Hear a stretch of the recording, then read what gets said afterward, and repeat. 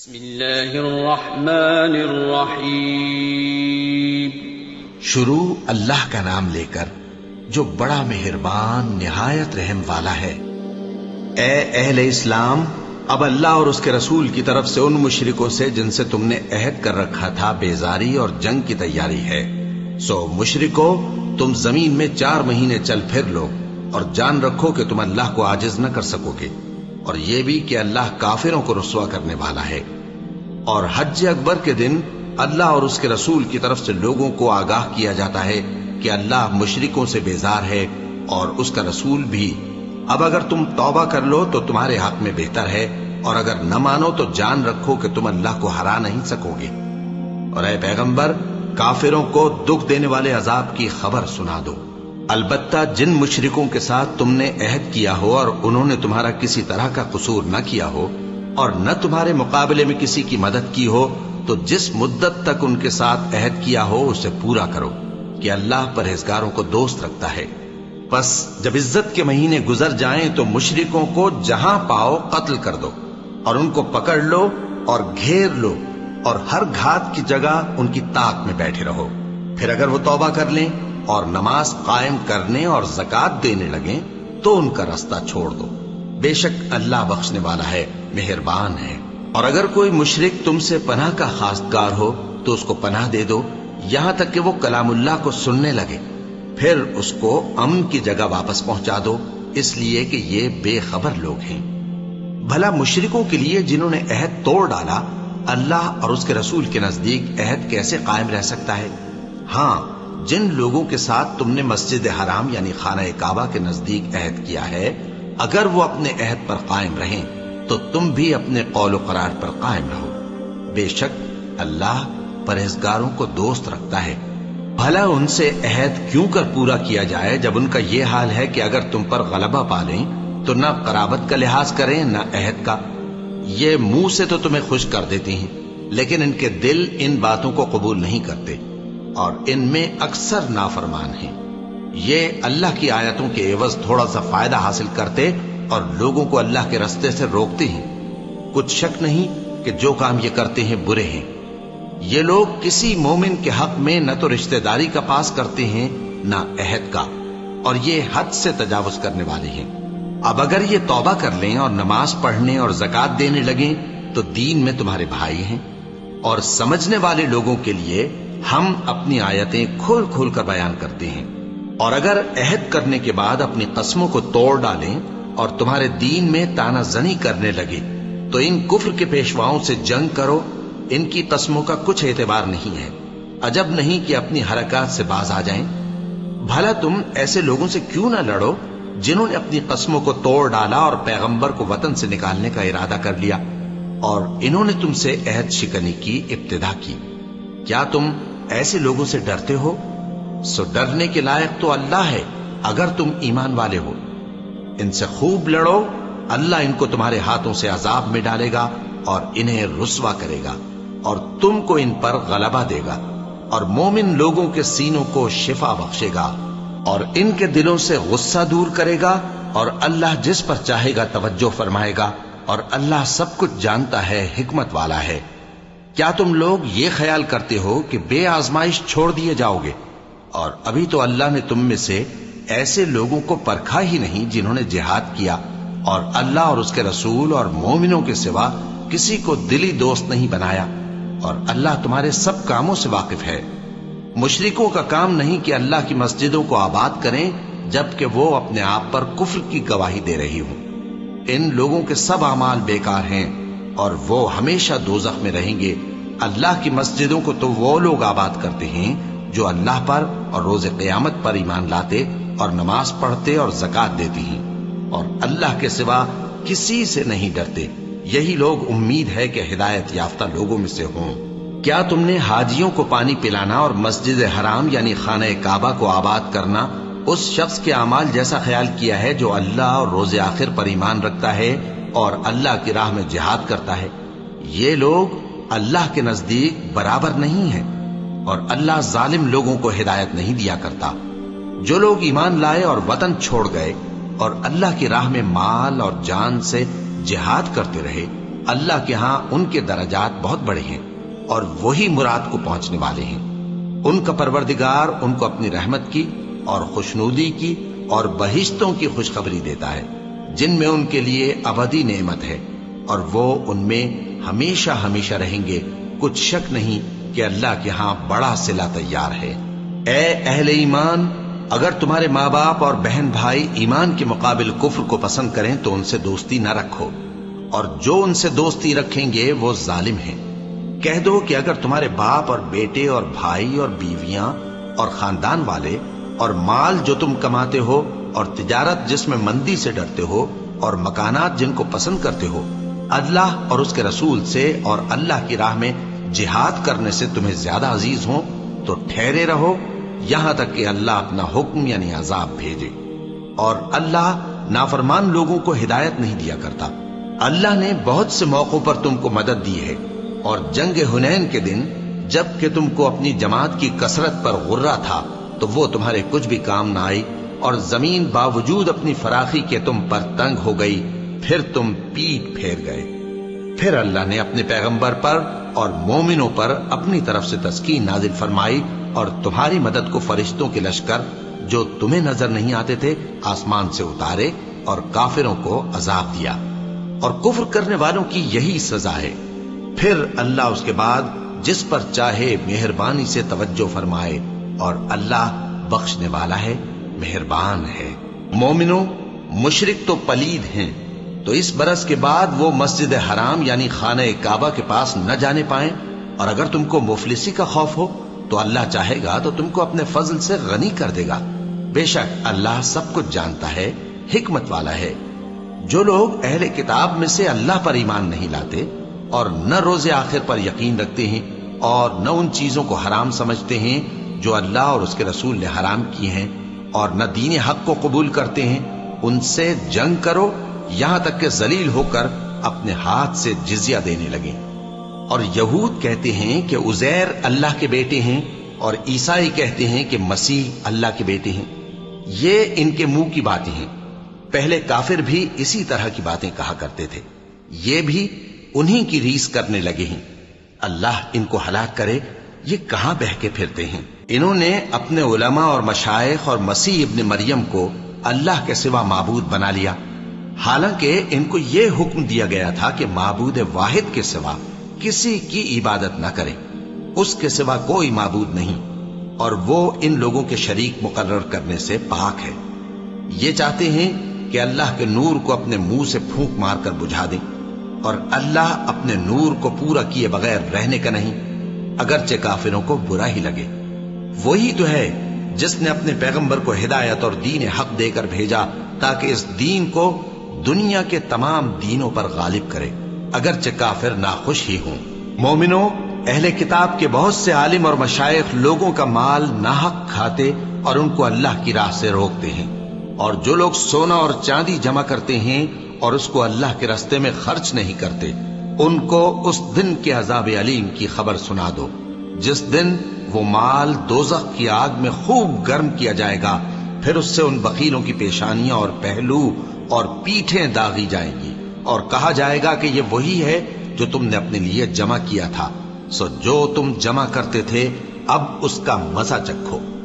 اللہ کے نزدیک مہینے گنتی میں 12 ہیں، اس روز سے کہ اس نے آسمان اور زمین کو پیدا کیا۔ اللہ کی کتاب میں سال کے 12 مہینے لکھے ہوئے ہیں، ان میں سے 4 مہینے ادب کے ہیں، یہی دین کا سیدھا رستہ ہے۔ تو ان مہینوں میں قتال ناحق سے اپنے آپ پر ظلم نہ کرنا، اور تم سب کے سب مشرکوں سے لڑو جیسے وہ سب کے سب تم سے لڑتے ہیں، اور جان رکھو کہ اللہ پرہیزگاروں کے ساتھ ہے۔ ادب کے کسی مہینے کو ہٹا کر آگے پیچھے کر دینا کفر میں بڑھ جانا ہے، اس سے کافر گمراہی میں پڑے رہتے ہیں۔ ایک سال تو اس کو حلال سمجھ لیتے ہیں اور دوسرے سال حرام، تاکہ ادب کے مہینوں کی جو اللہ نے مقرر کیے ہیں گنتی پوری کر لیں، اور جو اللہ نے منع کیا ہے اس کو جائز کر لیں۔ ان کے برے اعمال ان کو بھلے دکھائی دیتے ہیں، اور اللہ کافر لوگوں کو ہدایت نہیں دیا کرتا۔ مومنوں، تمہیں کیا ہوا ہے کہ جب تم سے کہا جاتا ہے کہ اللہ کی راہ میں جہاد کے لیے نکلو تو تم زمین سے چپکے جاتے ہو، یعنی گھروں سے نکلنا نہیں چاہتے؟ کیا تم آخرت کی نعمتوں کو چھوڑ کر دنیا کی زندگی پر خوش ہو بیٹھے ہو؟ سو دنیا کی زندگی کے فائدے تو آخرت کے مقابل بہت ہی کم ہیں۔ اگر تم نہ نکلو گے تو اللہ تم کو بڑی تکلیف کا عذاب دے گا اور تمہاری جگہ اور لوگ پیدا کر دے گا اور تم اس کو کچھ نقصان نہ پہنچا سکو گے، اور اللہ ہر چیز پر قدرت رکھتا ہے۔ اگر تم پیغمبر کی مدد نہ کرو گے تو اللہ ان کا مددگار ہے۔ وہ وقت تم کو یاد ہوگا جب ان کو کافروں نے گھر سے نکال دیا۔ اس وقت دو ہی شخص تھے، جن میں ایک ابو بکر رضی اللہ تعالی عنہ تھے، دوسرے ہمارے پیغمبر صلی اللہ علیہ وآلہ وسلم۔ جب وہ دونوں غار ثور میں تھے، اس وقت پیغمبر اپنے رفیق کو تسلی دیتے تھے کہ غم نہ کرو، اللہ ہمارے ساتھ ہے۔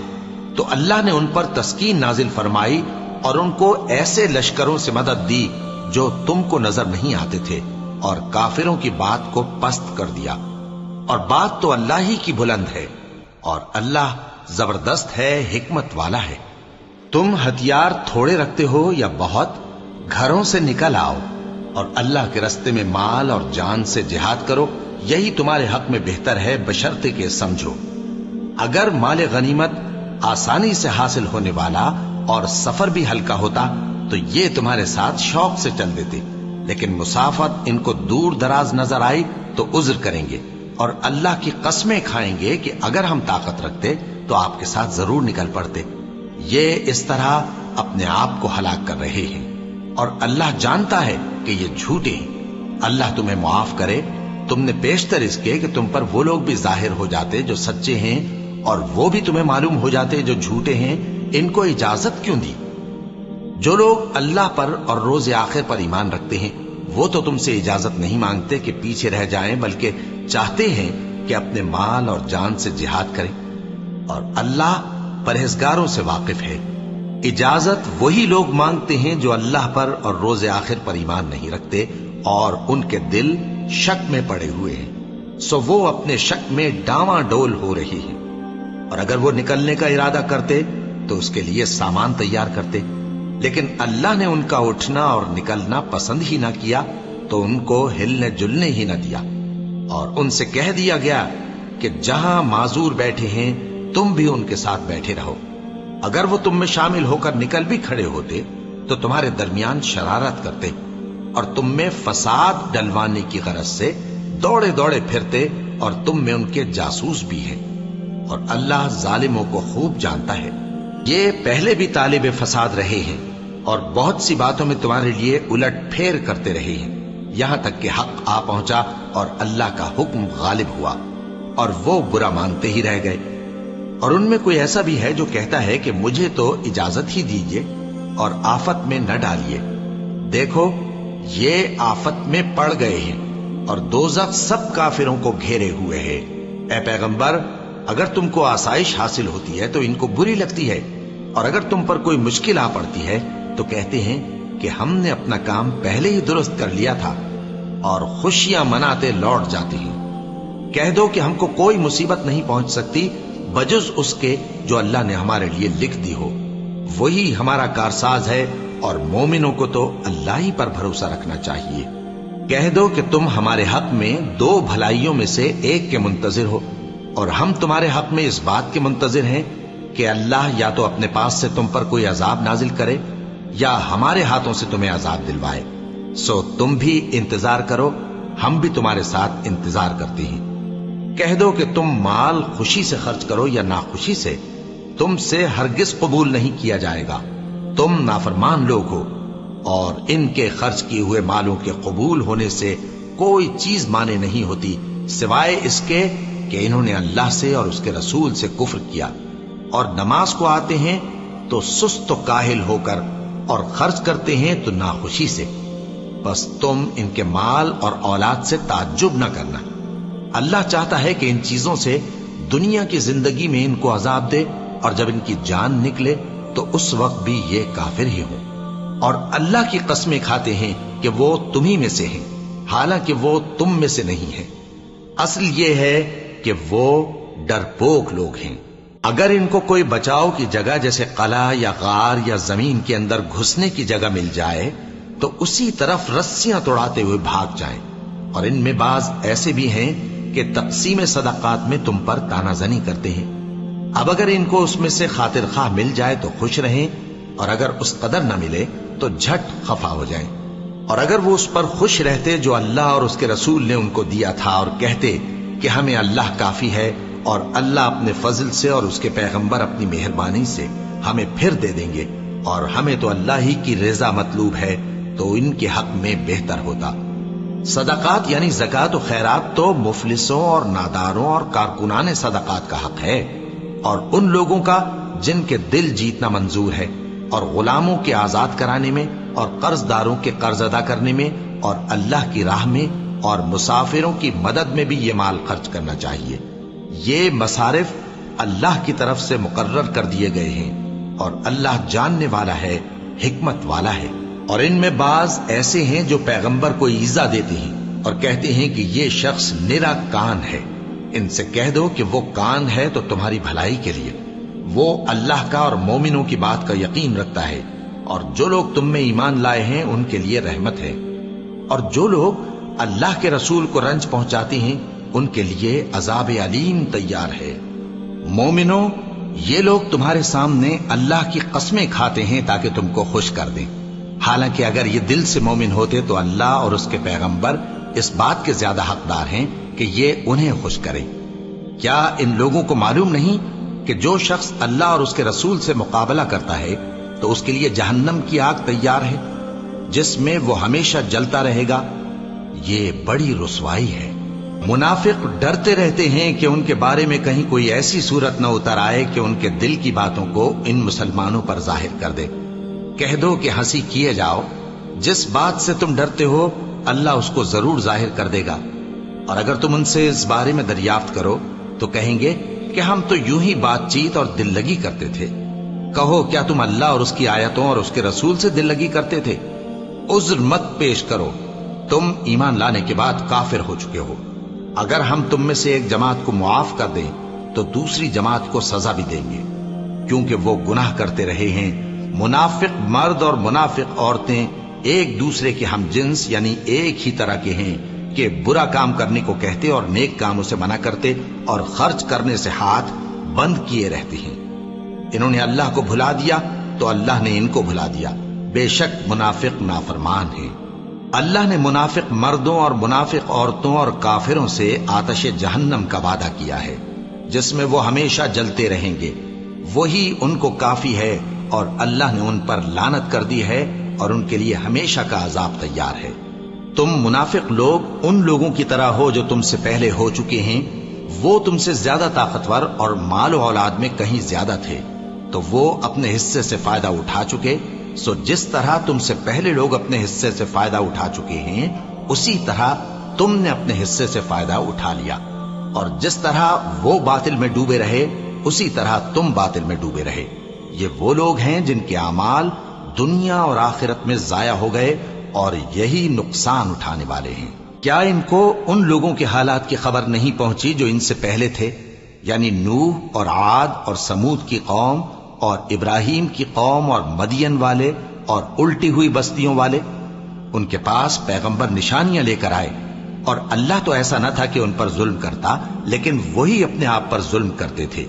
اور مومن مرد اور مومن عورتیں ایک دوسرے کے دوست ہیں کہ اچھے کام کرنے کو کہتے اور بری باتوں سے منع کرتے، اور نماز پڑھتے اور زکوٰۃ دیتے، اور اللہ اور اس کے پیغمبر کی اطاعت کرتے ہیں۔ یہی لوگ ہیں جن پر اللہ رحم کرے گا، بے شک اللہ غالب ہے، حکمت والا ہے۔ اللہ نے مومن مردوں اور مومن عورتوں سے بہشتوں کا وعدہ کیا ہے جن کے نیچے نہریں بہ رہی ہیں، وہ ان میں ہمیشہ رہیں گے، اور ابدی بہشتوں میں نفیس مکانات کا وعدہ کیا ہے۔ اور اللہ کی رضامندی تو سب سے بڑھ کر نعمت ہے، یہی بڑی کامیابی ہے۔ اے پیغمبر، کافروں اور منافقوں سے جہاد کرو اور ان پر سختی کرو، اور ان کا ٹھکانہ دوزخ ہے اور وہ بری جگہ ہے۔ یہ اللہ کی قسمیں کھاتے ہیں کہ انہوں نے تو کچھ نہیں کہا، حالانکہ انہوں نے کفر کا کلمہ کہا ہے اور یہ اسلام لانے کے بعد کافر ہو گئے ہیں، اور ایسی بات کا قصد کر چکے ہیں جس پر قدرت نہیں پا سکے۔ اور انہوں نے مسلمانوں میں عیب ہی کون سا دیکھا ہے سوائے اس کے کہ اللہ نے اپنے فضل سے اور اس کے پیغمبر نے اپنی مہربانی سے ان کو دولت مند کر دیا ہے، سو اگر یہ لوگ توبہ کر لیں تو ان کے حق میں بہتر ہوگا، اور اگر منہ پھیر لیں تو اللہ ان کو دنیا اور آخرت میں دکھ دینے والا عذاب دے گا، اور زمین میں ان کا کوئی دوست اور مددگار نہ ہوگا۔ اور ان میں بعض ایسے ہیں جنہوں نے اللہ سے عہد کیا تھا کہ اگر وہ ہم کو اپنی مہربانی سے مال عطا فرمائے گا تو ہم ضرور خیرات کیا کریں گے اور نیکوکاروں میں ہو جائیں گے، لیکن جب اللہ نے ان کو اپنے فضل سے مال دیا تو اس میں بخل کرنے لگے اور اپنے عہد سے روگردانی کر کے پھر بیٹھے۔ تو اللہ نے اس کا انجام یہ کیا کہ اس روز تک کے لیے جس میں یہ اللہ کے روبرو حاضر ہوں گے، ان کے دلوں میں نفاق ڈال دیا، اس لیے کہ انہوں نے اللہ سے جو وعدہ کیا تھا اس کے خلاف کیا، اور اس لیے کہ یہ جھوٹ بولتے تھے۔ کیا ان کو معلوم نہیں کہ اللہ ان کے بھیدوں اور مشوروں تک سے واقف ہے، اور یہ کہ اللہ غیب کی باتیں جاننے والا ہے؟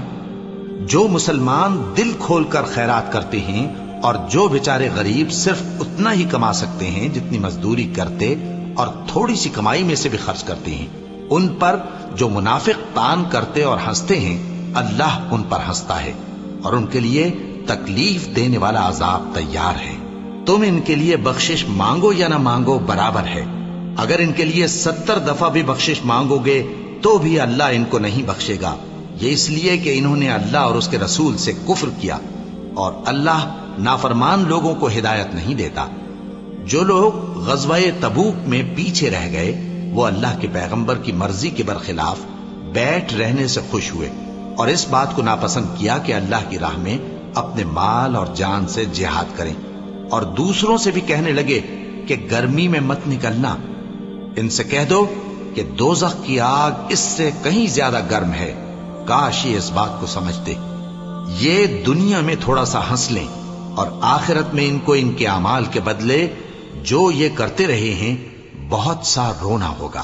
پھر اگر اللہ تم کو ان میں سے کسی گروہ کی طرف لے جائے اور وہ تم سے نکلنے کی اجازت طلب کریں تو کہہ دینا کہ تم میرے ساتھ ہرگز نہیں نکلو گے اور نہ میرے ساتھ مددگار ہو کر دشمن سے جنگ کرو گے۔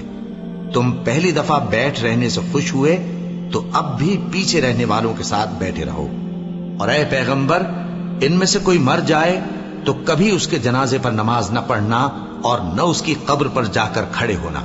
یہ اللہ اور اس کے رسول کے ساتھ کفر کرتے رہے اور مرے بھی تو نافرمان ہی مرے۔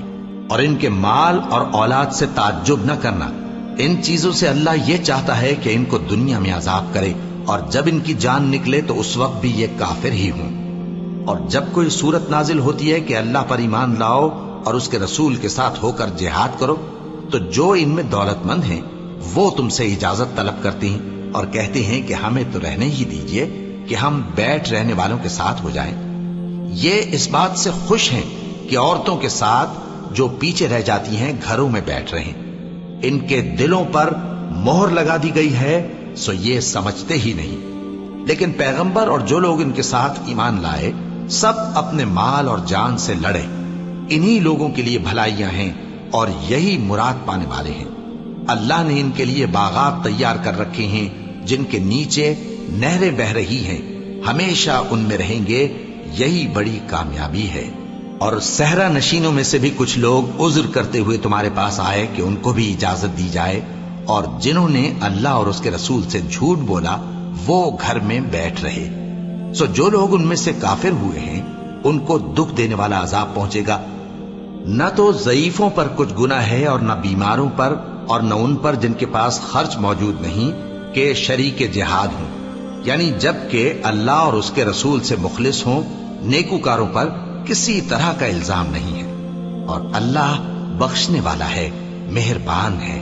اور نہ ان بے سر و سامان لوگوں پر الزام ہے کہ جو تمہارے پاس آئے کہ ان کو سواری دو، اور تم نے کہا کہ میرے پاس کوئی ایسی چیز نہیں جس پر تم کو سوار کروں، تو وہ لوٹ گئے، اور اس غم سے کہ ان کے پاس خرچ موجود نہ تھا ان کی آنکھوں سے آنسو بہ رہے تھے۔ الزام تو ان لوگوں پر ہے جو دولت مند ہیں اور پھر تم سے اجازت طلب کرتے ہیں، یعنی اس بات سے خوش ہیں کہ عورتوں کے ساتھ جو پیچھے رہ جاتی ہیں گھروں میں بیٹھ رہے ہیں۔ اللہ نے ان کے دلوں پر مہر کر دی ہے، بس وہ سمجھتے ہی نہیں۔ جب تم ان کے پاس واپس جاؤ گے تو تم سے عذر کریں گے، تم کہنا کہ عذر مت کرو، ہم ہرگز تمہاری بات نہیں مانیں گے، اللہ نے ہم کو تمہارے سب حالات بتا دیے ہیں، اور ابھی اللہ اور اس کا رسول تمہارے عمل کو دیکھیں گے، پھر تم غائب و حاضر کے جاننے والے کی طرف لوٹائے جاؤ گے، تو جو عمل تم کرتے رہے ہو وہ سب تمہیں بتائے گا۔ جب تم ان کے پاس لوٹ کر جاؤ گے تو تمہارے روبرو اللہ کی قسمیں کھائیں گے تاکہ تم ان سے درگزر کرو، سو ان کی طرف توجہ نہ دینا، یہ ناپاک ہیں، اور جو کام یہ کرتے رہے ہیں ان کے بدلے ان کا ٹھکانہ دوزخ ہے۔ یہ تمہارے آگے قسمیں کھائیں گے تاکہ تم ان سے خوش ہو جاؤ، لیکن اگر تم ان سے خوش ہو بھی جاؤ گے تو بھی اللہ نافرمان لوگوں سے خوش نہیں ہوتا۔ دیہاتی لوگ پکے کافر اور پکے منافق ہیں، اور ایسے ہیں کہ جو احکام شریعت اللہ نے اپنے رسول پر نازل فرمائے ہیں ان سے واقف ہی نہ ہو پائیں، اور اللہ جاننے والا ہے، حکمت والا ہے۔ اور بعض دیہاتی ایسے ہیں کہ جو کچھ خرچ کرتے ہیں اسے تاوان سمجھتے ہیں اور تمہارے حق میں مصیبتوں کے منتظر ہیں، انہی پر بری مصیبت واقع ہو، اور اللہ سننے والا ہے، جاننے والا ہے۔ اور بعض دیہاتی ایسے ہیں کہ اللہ پر اور روز آخر پر ایمان رکھتے ہیں، اور جو کچھ خرچ کرتے ہیں اس کو اللہ کے قرب اور پیغمبر کی دعاؤں کا ذریعہ سمجھتے ہیں۔ دیکھو یہ بات بلا شبہ ان کے لیے موجب قرب ہے، اللہ ان کو عنقریب اپنی رحمت میں داخل کرے گا، بے شک اللہ بخشنے والا ہے، مہربان ہے۔ جن لوگوں نے سبقت کی یعنی سب سے پہلے ایمان لائے، مہاجرین میں سے بھی اور انصار میں سے بھی، اور جنہوں نے نیکوکاری کے ساتھ ان کی پیروی کی، اللہ ان سے خوش ہے اور وہ اللہ سے خوش ہیں۔ اور اس نے ان کے لیے باغات تیار کیے ہیں جن کے نیچے نہریں بہہ رہی ہیں، وہ ہمیشہ ان میں رہیں گے، یہی بڑی کامیابی ہے۔ اور تمہارے گرد و نواح کے بعض دیہاتی بھی منافق ہیں اور بعض مدینے والے بھی نفاق پر اڑے ہوئے ہیں، تم انہیں نہیں جانتے، ہم جانتے ہیں۔ ہم ان کو دوہرا عذاب دیں گے، پھر وہ بڑے عذاب کی طرف لوٹائے جائیں گے۔ اور کچھ دوسرے لوگ ہیں کہ اپنے گناہوں کا صاف اقرار کرتے ہیں، انہوں نے اچھے اور برے اعمال کو ملا جلا دیا تھا، قریب ہے کہ اللہ ان پر مہربانی سے توجہ فرمائے، بے شک اللہ بخشنے والا ہے، مہربان ہے۔ ان کے مال میں سے زکوٰۃ قبول کر لو کہ اس سے تم ان کو ظاہر میں بھی پاک اور باطن میں بھی پاکیزہ کرتے ہو، اور ان کے حق میں دعائے خیر کرو کہ تمہاری دعا ان کے لیے موجب تسکین ہے، اور اللہ سننے والا ہے، جاننے والا ہے۔ کیا یہ لوگ نہیں جانتے کہ اللہ ہی اپنے بندوں سے توبہ قبول فرماتا اور صدقات و خیرات لیتا ہے، اور یہ کہ اللہ ہی توبہ قبول کرنے والا ہے، مہربان ہے۔ اور ان سے کہہ دو کہ عمل کیے جاؤ، اللہ اور اس کا رسول اور مومن سب تمہارے عمل کو دیکھ لیں گے، اور تم غائب و حاضر کے جاننے والے کی طرف لوٹائے جاؤ گے، پھر جو کچھ تم کرتے رہے ہو وہ سب تم کو بتا دے گا۔ اور کچھ دوسرے لوگ ہیں جن کا کام اللہ کے حکم پر موقوف ہے، چاہے وہ ان کو عذاب دے اور چاہے معاف کر دے، اور اللہ جاننے والا ہے، حکمت والا ہے۔